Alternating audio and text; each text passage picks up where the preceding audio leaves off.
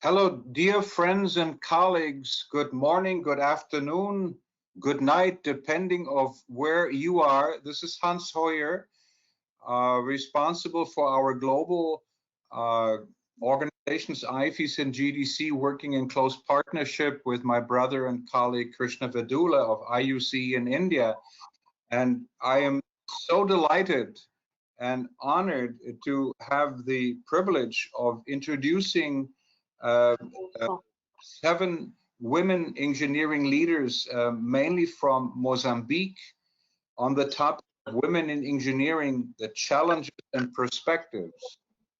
I just want to mention that we have working very closely with the first woman engineering dean in Mozambique, Professor Irene Stuart Torsi de Carvalho, who has been taking the leadership role in bringing together these remarkable leaders, women with us, representing both professors, engineering students, and also corporate representatives. So without going to all of the impressive backgrounds and bios of our speakers here, I just want to let you know that Professor Irene Carvalho, as I said, she's the first woman dean of engineering at the University Eduardo Mondlane in special Mozambique, in Maputo, that I've had the opportunity some years ago to visit on numerous occasions. With her is an important leader also at the same university as Professor Roxanne Kadir, who will be facilitating this conversation. I'm also that Carlota Salamao, also from Mondlane University, is joining us, and she'll be speaking to us. Also, I'm very pleased that Fatima Francisco Maslicame is a student of computer engineering at Mondlane University.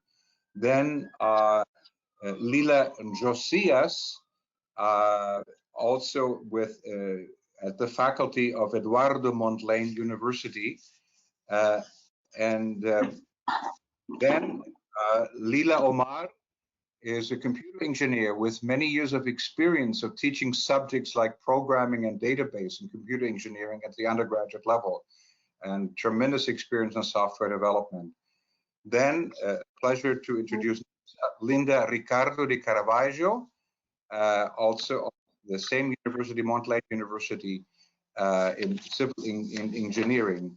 And of course, it's a pleasure now to pass the microphone over to Dr. Roxanne Kadir, who will be facilitating this conversation. Thank you kindly, Roxanne. Please take over. Thank you, Hans. Good morning, good afternoon, everyone. I'm going to present a very brief summary of this presentation of today's webinar. So we are going to talk about the women in engineering, particularly in Mozambique, challenges we face as students, our perspectives, and the challenge as engineers. So we will start with the project called Women and Engineering. This project is started a few years ago in the Faculty of Engineering.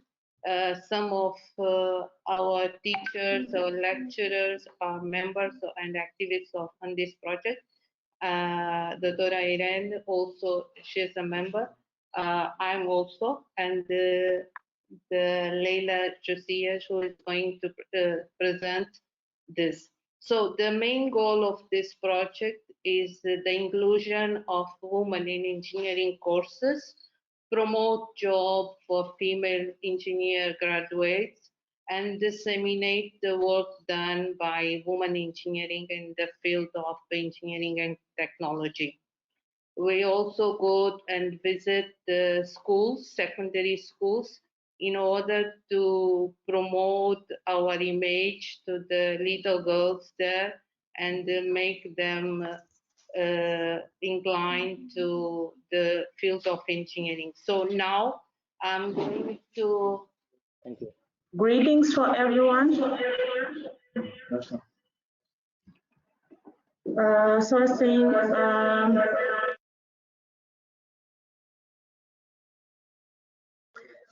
with your permission, I'm going to do this presentation about Women and Engineering Project. So this is the sequence of my presentation. I will start by saying that Faculty of Engineering is an institution offering 8 degree courses in the following areas. Also 5 master courses, as you can see here, and a PhD course as well. However, the average percentage of girls being admitted annually is around 14%. So in a way to overcome this situation, Faculty of Engineering is now developing a Women in Engineering project, which is an initiative that in general aims to increase the number of girls participating in engineering courses, and specifically to encourage these girls to attend engineering courses which are traditionally considered for men. Also provide opportunities for this girl with potential to graduate in engineering fields, and establish partnerships with companies to create internship and employment opportunities as well. So our target audience are girls attending pre-university level, also girls attending technical courses, and those who are studying in Faculty of Engineering as well. As priority activities, the following were identified: lectures in schools, as well as creation of assistance and preparation centers.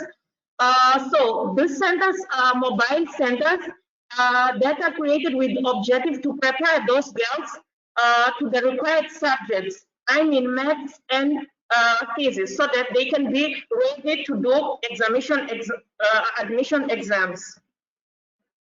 So the schools covered by the project are in Maputo City.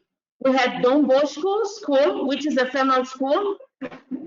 In 2021, there were 96 girls enrolled in science sections, and after the lecture, 55 girls expressed their interest in doing engineering courses. So those girls, they were prepared in these centers, and all of them, they approved grade 12 exams, and some gave up, but subsequently 34, they continued and they took part in admission exams, and 2 of them were admitted. We also had in Maputo province, Mashara Secondary School. In 2021, there were around 2,730 students enrolled in science sections. And of this number, 1,466 were girls. In this school, specifically, the faculty collaborated preparing scientific journal, suggesting topics, and also evaluating research works. We did participation in Mashara Secondary School. Many girls have expressed their interest in doing engineering courses. So the subsequent steps in this school basically to do more lectures and then to prepare those girls who are interested in doing engineering. So other schools covered Nelson Mandela, Joaquim Chissano, Armando Emilio Gebuza Institute, as well as Billy Boan Secondary School. In those schools in Maputo province, 166 girls were prepared, and all of them, they approved grade 12 exams.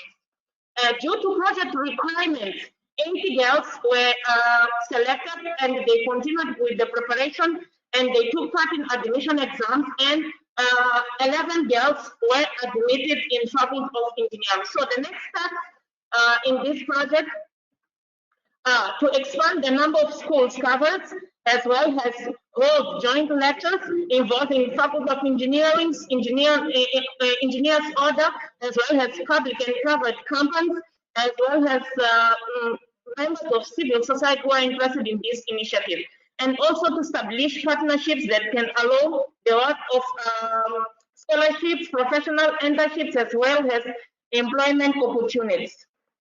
So, talking about project evaluation, I can say that in 2018, we had 40 girls being prepared, and all these girls, they had grade 12 done.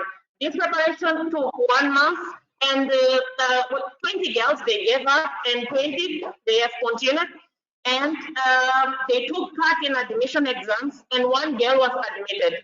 It means that among the 20 scholarships made available in 2019, 19 scholarships were awarded for the girls who had the best marks in 2009 admission exams. Due to many reasons, in 2019 and 2020, we had no preparation. In 2020, due to COVID-19, so the number of scholarships, 20 scholarships in these 2 years, these scholarships were awarded for the girls who had the best admission marks in 2020 and 2021 exams. In 2021, we had 114 girls being prepared, 80 of them coming from Maputo province, as I was saying, and 34 coming from Maputo city. This preparation took 2 months and a half, and all those girls, they took part in admission exams in 2022, and 13 of them were admitted. So it means among the 20 scholarships made available in 2022, 7 will be awarded for the girls who had the best marks in admission exams. Talking more about project evaluation, I can say that, however, in the last 4 or 5 years, we had an increase in the number of girls being admitted in Faculty of Engineering. Comparing with the number of boys, the percentage was still in 14% in 2021. So this forced the faculty to change the strategy. I mean, instead of waiting for girls to manifest their interest, go to schools to invite them, doing lecture in a way to invite them to do engineering courses. And also, the faculty tried to establish more partnerships in a way to award more scholarships and professional internships to these girls. With these strategies applied, we had an increase in the number of girls being admitted, especially girls coming from Maputo province. And the percentage of girls was increased to 23%. But the plan is still to expand the project to other provinces such as Maputo and Gaza and throughout all the country. Thank you very much for listening. Thank you very much, Lydia. So regarding this project, we saw that we had an increase of the number of engineers for 2022, but we still need to increase it more. So we had an addition of 136 women in engineering this year, but it does not over our expectation of the number of female students. So we are planning for start the preparation program early, probably in June, July, and help the girls for the 12th grade exam and also for the admission exam. Well, we are very happy with the results and we want to we have best results for the next year. So now I will give the word to the Neuza. Neuza is a civil engineer graduate who is working as an entrepreneur. So Neuza, please. Good afternoon. My name is Neuza Linda Ricardo de Carvalho. I was born and raised in Maputo, Mozambique. I have a degree in civil engineering, and I am also an entrepreneur. I had a series of difficulties in taking the course. First, because in 2008, we were 4 women in a class of 60 students. For me, was hard, but I decided to persevere and not to give up in my dream to become a civil engineer. During my university year, I did executive protocol work for corporate events. I did these events with dedication. It had nothing to do with engineering, but the most important thing for me was to was that I got to be exposed to the corporate environment. As a student, I also did an internship with which I was placed as project director. I gained knowledge and understanding of negotiation. After I get the degree, it was hard for me to find a job and I get into the depression. After many trials and interviews, I decided to sign up for entrepreneurship course, and my mindset started to changing, and I discovered that I had problem solving skills by doing research on economics and development. I was invited to a particular event, the USA Africa Business Summit. I met people who opened my mind by sharing with me all the kinds of information regarding opportunities available in Africa and how to tackle them.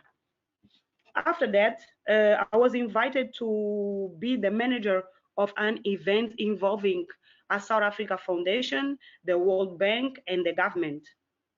I gained much more than experience. I create a company called Charis Corporate, which at the first time it was just a corporate event management company, but after today is a service facilitator company. After that, also because I'm a civil engineer, many people start to come and ask me to sign projects, to do projects and renovation. I After that, also I create the Artius Engineering company that provides services such as real estate, projects, renovation, maintenance, waterproofing, construction management, and supervising. In 2021, I was invited to be a part of a Women Entrepreneur Europe and Africa Association, in which I represent Mozambique. I had the pleasure of being around women entrepreneurs from around the world, and this allowed me to get to know about the resilience of not only the Mozambican women, but also about from other African countries. Just last year, I was invited to help organize the Women in Agile Africa conference. Working with women has been the best experience for my professional journey as an entrepreneur. I confess that my life has changed a lot since I discovered my new identity, and I also enjoy the kind of work I do. And the most important thing in this journey is the knowledge that I'm gaining every day. Nowadays, I have some part-time male employees in both companies. In the beginning, they were resistant to work for me as a woman, but because I respect their work, we are solving problems, and we are enjoying the work. Today, they trust me. There will always be obstacles, but we have to always persevere. The same obstacles serve has to shape my mind, help my identity and these same obstacles give me the opportunity to become better. It's the same. Some African millionaires in the oil and gas and cement and industry says their big ascent is that they put women in leadership, in board position, in management position. In conclusion, nothing is impossible. A woman has the power of making whatever she imagines becomes a reality. Competition only exists to make us stronger. That is when impossible becomes I am possible. Thank you for listening. What a wonderful presentation. Wonderful. Very, very well done, Weza. Excellent. Thank you.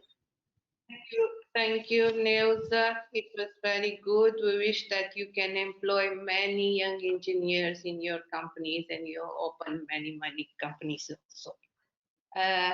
Now we will give the word to Leila Omar, who's going to present her experience as a facilitator in an educational technology courses delivered in the Eduardo Mondlane University for teachers, lecturers, and some monitors working on the whole university. Leila, please. Okay. Yeah. Thank you. Greetings to everyone. Thank you for this opportunity. My name is Leila, and I'm here to talk to you about my experience as a facilitator in an educational technology course. First, I would like to bring to you my understanding of what EdTech will be. When we refer to EdTech, we're speaking about the combination of education and technology, specifically incorporating technology into teaching and learning methods. Here I bring the image of Anderson Mindful Learning Module, which is a big challenge in a pedagogy area to guarantee that the learning is meaningful and deep. So in this sense, the EdTech emerges to assist the teaching and learning process in expanding and deepening learning interactions with educational technology. It's important to refer that it's not just about using technology in education, but also about using technology adequately in education. And it is in this context that the EdTech UEM project arises and reaches four interrelated areas. The first one, the creation of a new entity for educational technology at UEM, the upgrade of UEM technological infrastructure, the elevation of professional development for researchers and lecturers at UEM, and finally starts in EdTech and related areas. And one of the bases of the EdTech UEM project is to ensure gender representativeness. In this sense, I was invited to facilitate the EdTech course at UEM, and I also had access to a scholarship for postgraduate degree in EdTech area. Regarding application to participate in this course, we can see that few women expressed their interest, has only 31 of application were from women. And for this pilot, the spaces were limited, so the candidates has to be selected. And the first criterion for selecting was gender representativeness. And the second was quotas by schools and faculties. And looking at the statistics, an intriguing aspect is noticed. Even though gender representativeness is the first selection criteria, the total number of selected in terms of women is lower. And if we're looking at the team of facilitators of this course, the phenomenon is repeated. We have fewer women, Of a total of 11 facilitators, we have only 3 women. In this case, I was invited by the project to be part of the facilitators team, as well as other 2 colleagues, facilitator women. So it concerns me that in a project that exalts the gender representativeness, we continue to have a small number of women. And the question that doesn't want to be silent is why do we continue to have a small number of women? So in a reflection process with the women facilitating this course, some interesting points emerged. The first one, when asked if they felt differentiated by the learners, almost of them felt that the first impression of the trainees was that we out of place and technology is just for men. Note that one of them even feels connotated as a little girl who shouldn't be in that place. About the feeling these women have regarding differentiation by their facilitating colleagues, it was found that the level of rights and duties in this type of closer relationships are the same. They noticed that the closer and the longer they spend time together, one starts to treat them equitably. And finally, if when asked what could be changed to bring more women into the tech field, they replied that we should continue to insist on creating opportunity for women in these technical areas. To finalize my presentation, I note that women who works in areas understood as masculine have a strong characteristic of self-confidence. And I believe that this is one of the main aspects that should be cultivated from the early age of girls and women, so that they feel more fascinated by the work of engineering. Because barriers will always arise, but there will always be a way to cross them. So thank you so much. I end up here. Thank you for your time. Thank you, Leila.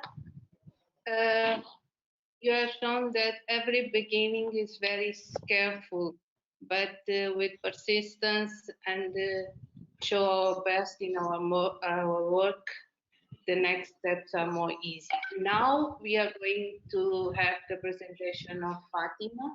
Fatima is our last year computer engineering student. She's going to share her feelings, her students, and what was the motivation behind the coming to engineering field. Fatima, please go on. My name is Fatima Matikam.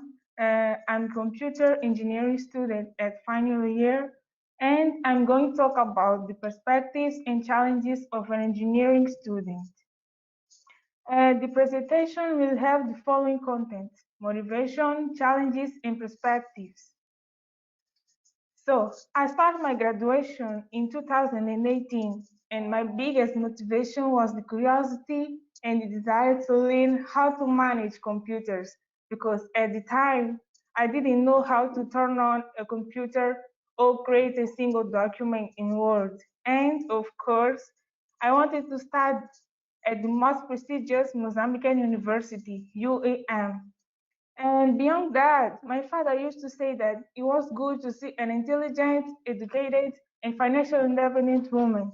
So although I've heard a lot that engineering is not for women, I've always thought if others can do it, why can not I? I've been coaching primary and secondary school students since I was in my 11th grade, and I didn't want to stop doing that, despite being people saying that it would be possible to reconcile college and tutoring. I confess that first year was a bit tough because In addition to being something new, I had to adapt it to the new learning methodology at the university, and I still had to coach my students. I completed 85% of my graduation without my own computer. So whenever I needed to practice something, I used to go to the computer lab at the faculty.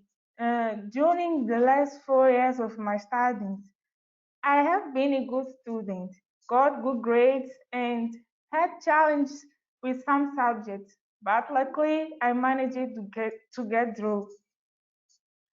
Uh, as perspectives, I want to be an inspiration to other goals. I would like to help them to achieve their dreams and goals. Then I participated as a mentor in a project called Women in Engineering, funded by Mozal Aluminium Company, where, where I worked as a coach and a mentor to the girls who candidated for the admission exam preparation and engineering faculty. I also want to have a job and go for the master's degree. And probably one day I would love to open my own school or university. So this was my feeling as a student, and I would like to thank everyone for listening. Thank you. Thank you, Fatima. We wish you all the best on finalizing your degree and also in working as an engineer. And now we are going to have a presentation about engineers versus ordem. Engenheira Carlota Salomão, a chemical engineer, she was supposed to present this, but for some reason she's not there. So I'm going to take the presentation. Engineer versus ordens is a presentation about the members of this Mozambican Council of Engineers. The ordering was established through the law 16/2002, and there are many attributes. I'm going to center my presentation on only three. The first one is confer the title of engineer to engineering graduates.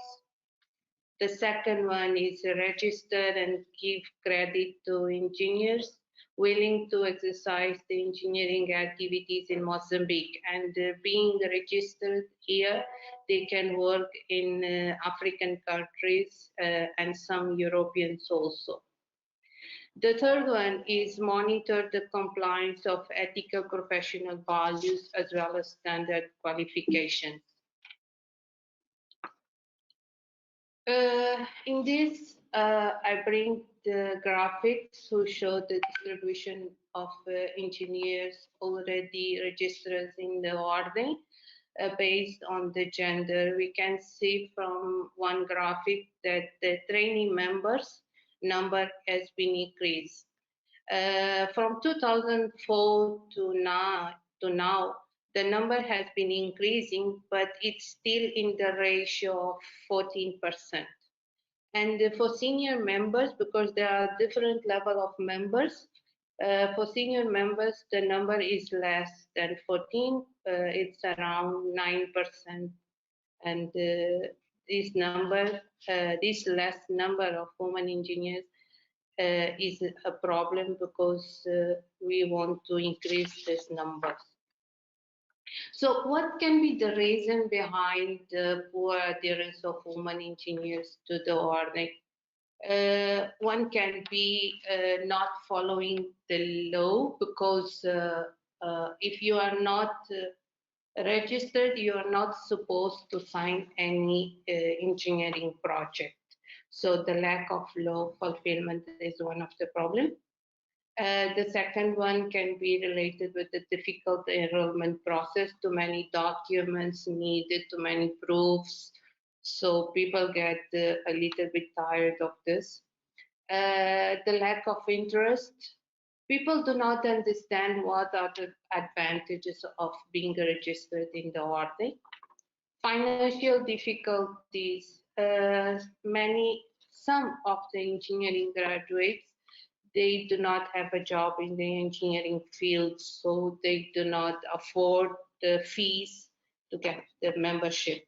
And obviously, the lack of information about the awarding. How can we change the scenario?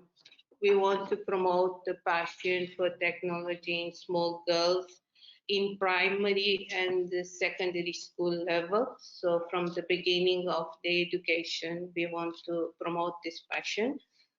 Introduce practical technology training or activities. Change the idea that engineering is a man's job. Normally in the Mozambican culture, a little girl cannot play with cars because cars are for boys, only the dolls are for the girls. We want to demystify the idea that science subjects are too complicated for the girls. There are some ongoing activities to bring the woman engineer to the ordinary.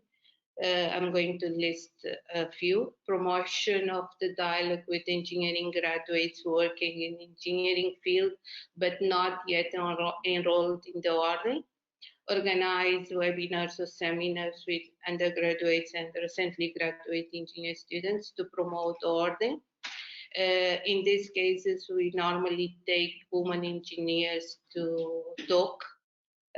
Use the recently established Young Engineers Committee to promote the order and mobilize potential members, and reinforce the partnership between ORDE and the Engineering College, especially in the program we have presented before, the Women and Engineering.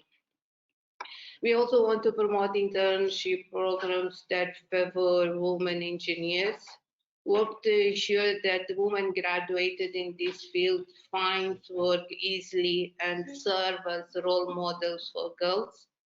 We work with partners, corporate members in order to motivate them to hire more women engineers for the jobs and promote and advocate success cases of women engineering here.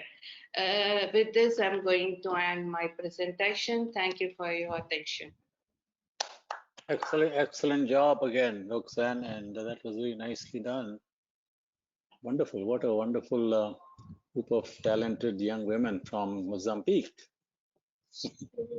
Thank you.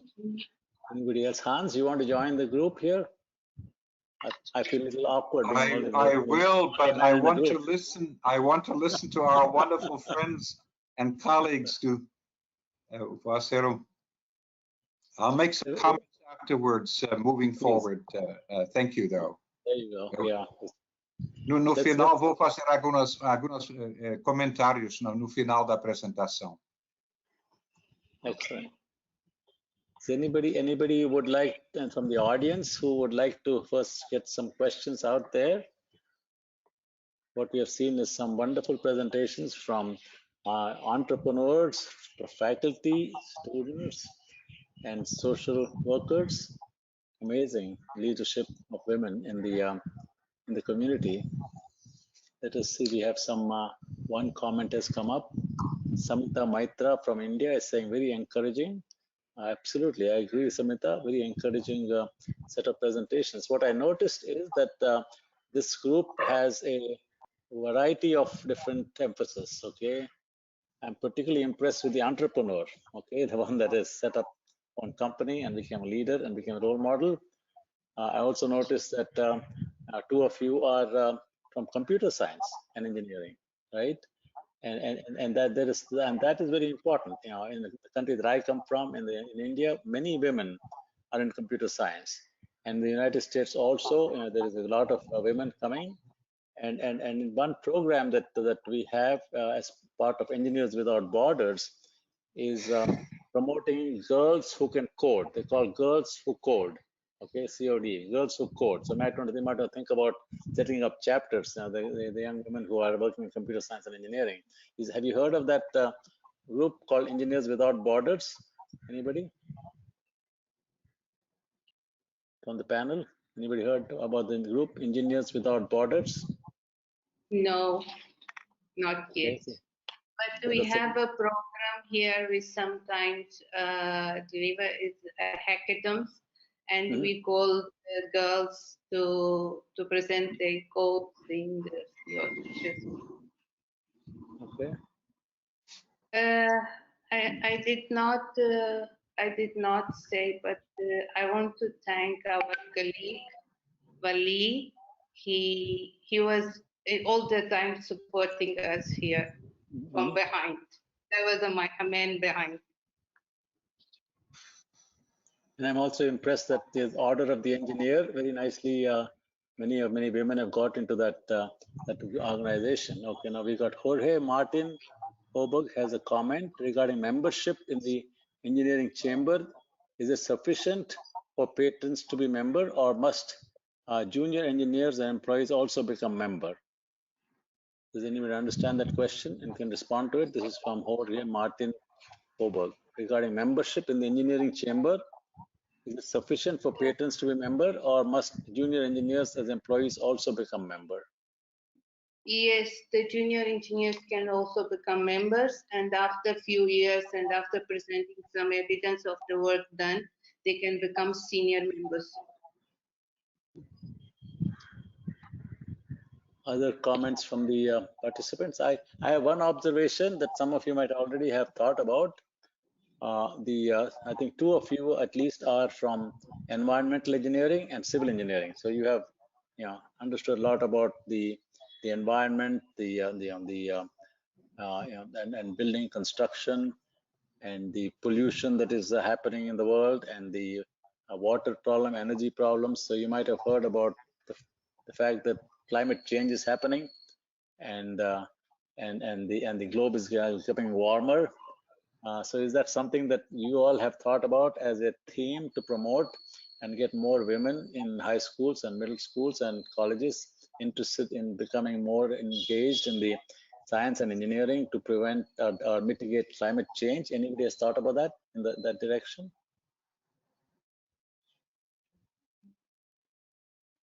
Yeah, you can unmute yourself, Laila. I think you have to unmute yourself. If anybody wants to speak, must unmute yourself. Oh, well, thank you. I don't know if I understood correctly the question, but during the lectures that we did, especially in Don Bosco school, we had an opportunity, especially me, to talk about environmental engineer, as it is an important course nowadays due to this future hazards such as climate change and also environment. It's always an important area. So environmental engineer also. So we had an opportunity to talk about this course, also to invite the girls to do environmental engineer, which is an important area in all companies nowadays. So some of them, they they expressed their interest. So we are waiting for them to candidate themselves to environmental engineer. Thank you. Okay, very good. So in all these areas, I think let us see. There's one question has come from Jorge Martin again. Below the level of engineering bachelor, what is the next lower level of education, such I as just want to add that we had seven newcomers for this course, environmental engineering now. Oh, okay, very good. Okay, question here from the audience is asking, Jorge Martin is asking, is there a level below engineering, like a technical school, vocational training? Is there some the institutions that offer vocational training, those for 2 years or something, and then they can join companies? Is there such program in Mozambique? Yes, we have the medium level technician institutes, and they deliver courses in all engineering fields. And these graduates can after that go to work or apply for the university. Very good. This is a question is for Noyeza, the entrepreneur. Okay, wonderful job. Can you comment? You have to unmute yourself. Can you comment on how you got into entrepreneurship? Because that is a little bit more. I know you mentioned it, what kind of mentoring? Who was mentoring and guiding you? Because it's not easy to become an entrepreneur. You have to have somebody, and now you can mentor other people. But who was mentoring you? How were you guided to become an entrepreneur? It's not very easy. Go ahead, Noyeza, please comment. I hear about opportunities of courses that the Netherlands embassy was founded, also the ENI, the oil and gas company, and the Standard Bank. So they are training people to get entrepreneur.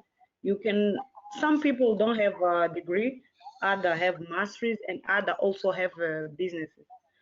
So I think life take me to become an entrepreneur. Okay. So what advice would you have for other young ladies who would like to become entrepreneurs? You can be the coach. Well, What advice would you give them? Yes, we have the power. I said that we have the power in of the mind, our mindset. We can attract what we want. Was not easy. I can tell you that it was not easy for me, but now I'm here. Okay, I good. cannot go back. You made it. You are here, and now you can help other people make it. Help other people also make it. That's fantastic. Yeah. And Aliki has a question here for each one of you. You have discovered that you can overcome your fear, right, from social expectations that what typically expected on women, and now you have overcome that fear. So how you dealt with that fear? How did you overcome that fear? What was the key factor in overcoming that fear of what society is expecting you to do something else? How did you overcome that fear? Yeah, one by one. Go ahead, Noyeza. You're about to say that something. Pressure. You know that people will always put pressure on you. Life will always put pressure on you. You have to go step by step. And also, people will reject you, but you have to go and found your yes. Yes. Okay. Yeah. Very good. Well, wonderful. Laila, would you like to make a comment about that? Laila, go ahead. And I to unmute yourself, Laila. Laila, just unmute yourself, please. Hello. I don't know if it is Leila Omaro or Leila Josiah, but I'm talking already. Oh, I have to unmute you. Just a minute. Wait a second. Now go ahead, Laila. I've unmuted you. Go ahead, Laila. Okay. Thank you. Yes. For me, Nell's experience to become an how can I say? Nell's experience for me, it's wonderful. I really appreciate, and I really think that what she had presented as the steps that she followed is really an example, not only for me, but for all the engineer women. So I really appreciate her steps, the steps that she followed until she saw. For me, it was very interesting to hear from her experience. I really appreciate it. Wonderful group of young ladies. Hans, back to you. Thank you. You know, I'm really inspired by you. This has been one of the most joyful. Mr. Krishna, Roxanne, unmute. Go ahead, Hans. Can I continue? I'm going to mute. Can I continue? Yeah, go ahead, Hans. Yeah. I was just saying, I don't know if you heard, I'm just really inspired by all of the presentations today. And what Krishna, Aliki, Salma, and I will do is share this experience with our global community.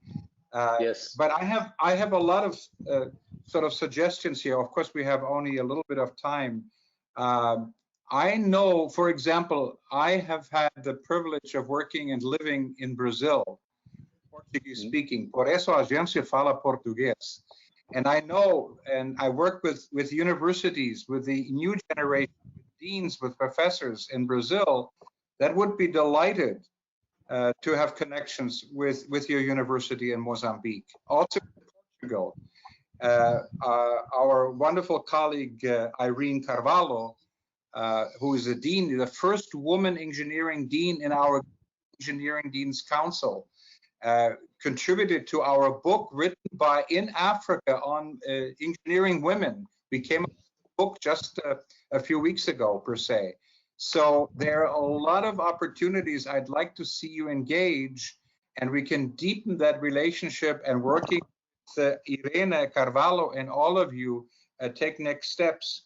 The other thing I just wanted to mention with you, students, it's inspiring increasingly for us, the older generation, to keep our and not only hearts but minds open to learn from you, the students. And some of the comments that you made today are inspiring to all generations, per se. And what I want to do is connect you with some very dynamic student organizations that work globally.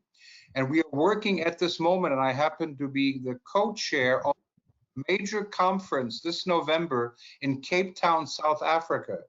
I want to see students from Mozambique, professors, your dean, to engage, and we can follow up with correspondence on that. I'd like very much to have you engaged there at Cape Town. This is in November.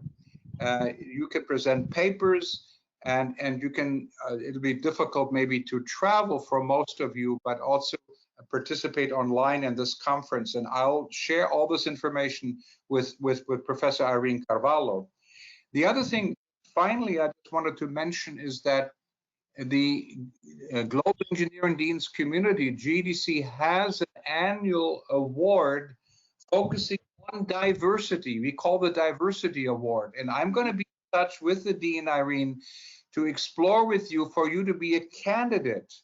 You know, there'll be other candidates for our Diversity Award that we will be celebrating in Cape Town. But the kind of work that you're doing is truly inspiring, and I'm very, very happy that we were able to come together this afternoon, Mozambique time, and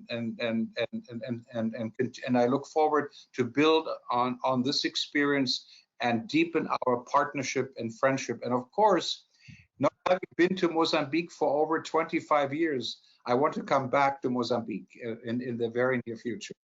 Forte abração and muito obrigado to all of you. Mucho obrigado, everybody. So thank you, Nueza, thank you, Laila, Josias, thank you, Laila, Omar, thank you, Roxanne Kadir, thank you, and let's see, who have I left out over here? We covered everybody. Fatima Masikame, thank you, everybody. Okay, and we can see everybody there. Somebody take a snapshot. Okay, see that? Take a snapshot. Take a snapshot of this nice, beautiful picture here. So we'll publicize it as a nice video. Okay. And also our regards to Irene and Roxanne. Give Irene our best regards, please. Yes. Okay. Thank you. Be happy, be safe, and everybody, cheers. Peace be with you and stay safe. Yeah. Absolutely.